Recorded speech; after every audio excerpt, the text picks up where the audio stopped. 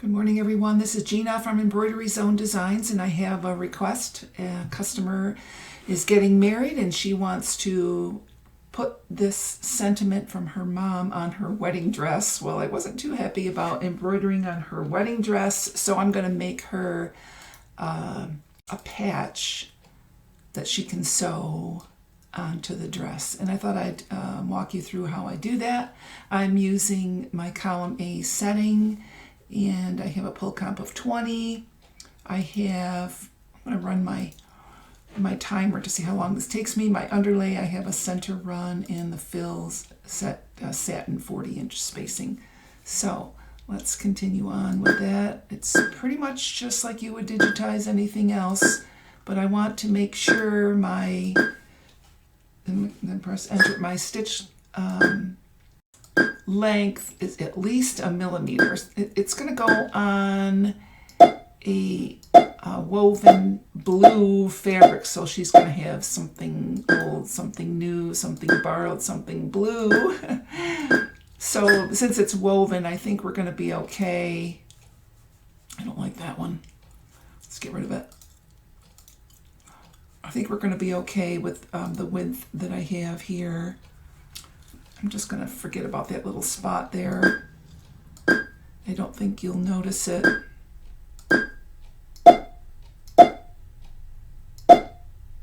When we get it down to the real size.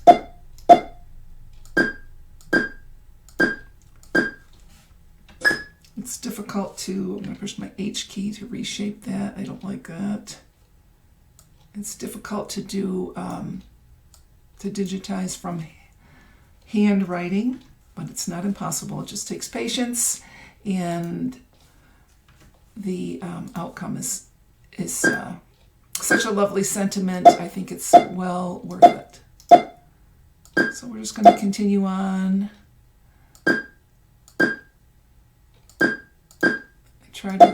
I try to get to the outside of the pixels because it's going to sew out a little thinner than it shows here. These little things might just be blobs on the card, so it's not actually part of the lettering. Of course, we want to maintain the integrity of the handwriting as much as possible.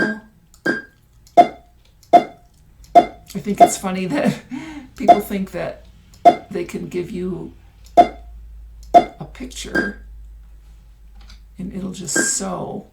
We know that is not the case. Another thing I'm going to do, I'm going to show you here. I'm going to go to right-clicking for this curve.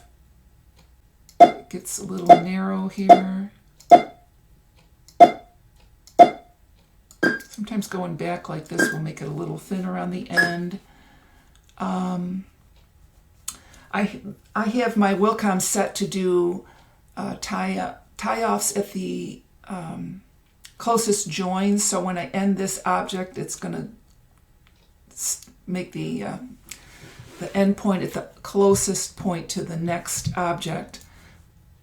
But on this lettering, I don't want that. I want it to be down here, so it doesn't make any mark in the middle of the letter. I should probably turn that off. But honestly, right now, I don't know where to do it. So let's continue on. Now we have to make a decision with the lettering, how we're going to jump over. Usually with something this thin, it doesn't matter. You can usually jump over the thin satin stitch without it causing too much of a problem. Let's see. I could do it like this and stop it here, but it's going to be so small. It probably won't matter. Let's see how this comes out.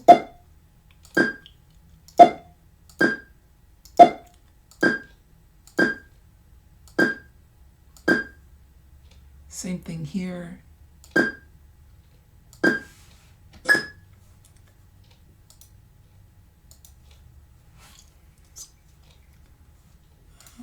I'm going to fix this a little bit.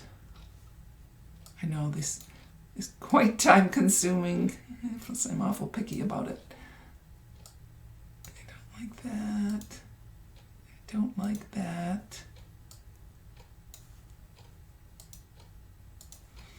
Okay, let's go back and continue on. I'm going to go ahead and jump over this area here so the tail of the L won't bump up when it passes over the other side.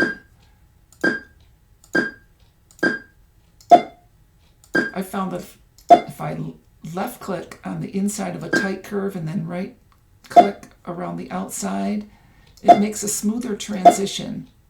Let me know if that's something that you find to be true.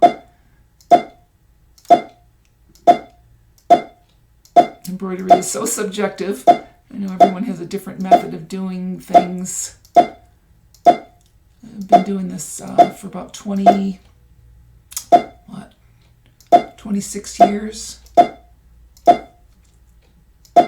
And I've found that certain things work better than others for me.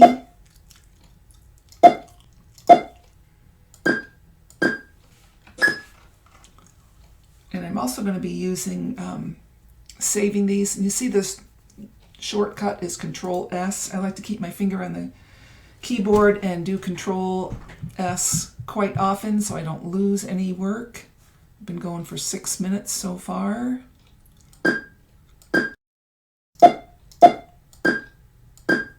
Like this is a pretty tight curve right here.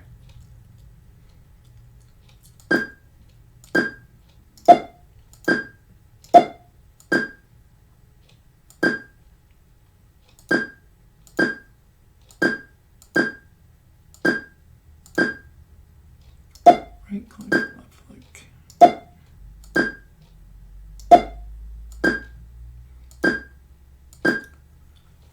And this one here, when we get it down to the regular size, I might just do this as a solid piece. I'm not sure. No, let's try it. This is L-O-V-E. Love. Let's try it this way.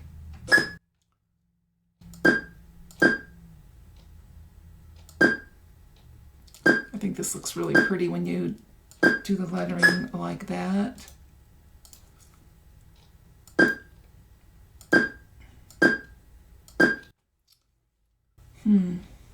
L-O-V. It's pretty tight. We might have to do that again up here.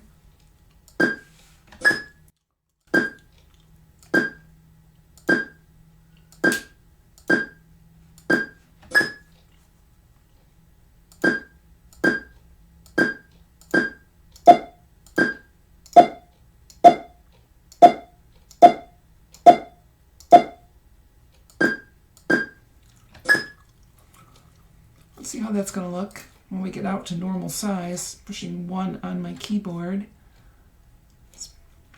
Oh, that's going to close up on this little area right here. So, oh, here's the same thing. I want to get rid of this. Whoops.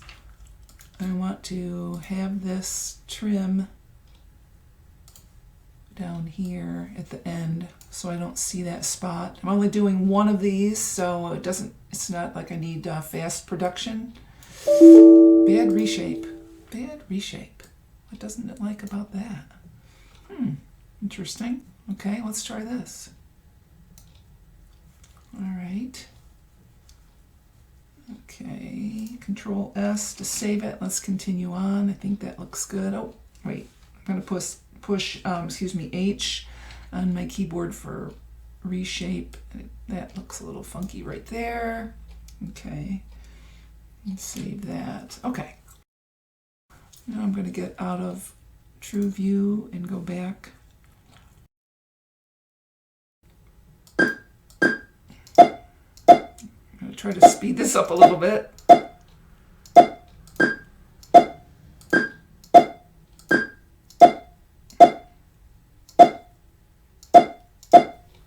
Thank you so much for following along, and you can request custom designs at my Etsy shop in the link below. Thank you so much.